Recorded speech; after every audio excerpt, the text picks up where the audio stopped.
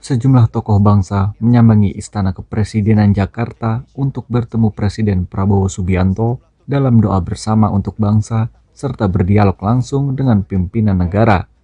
Salah satu kelompok tokoh yang turut hadir adalah perwakilan para buruh. Dijumpai usai pertemuan tersebut pada Senin 1 September malam, pimpinan Konfederasi Serikat Pekerja Indonesia (KSPI) Said Iqbal dan pimpinan Konfederasi Serikat Pekerja Seluruh Indonesia KSPSI Andi Gani menegaskan sikap Gerakan Buruh Indonesia yang mendukung demonstrasi yang damai, serta menentang aksi anarkis yang dinilai sebagai upaya mengganggu stabilitas politik dan ekonomi Indonesia.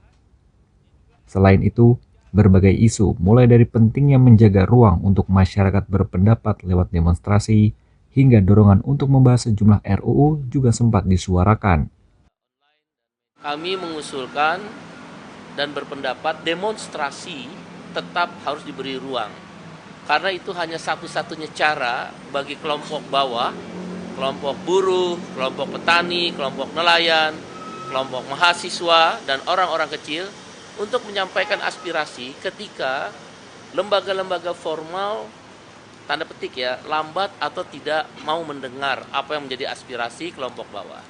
Dan beliau berjanji yang pertama, RUU perampasan aset segera dibahas, dan juga RUU ketenagakerjaan yang diminta oleh buruh.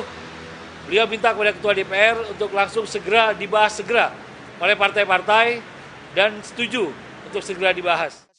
Gani menambahkan bahwa RUU ketenagakerjaan yang diminta oleh buruh juga turut disuarakan untuk segera dibahas di DPR. Dari Jakarta, Arya Cindiara, Pradana Putra Tampi, Kantor Berita Antara mewartakan.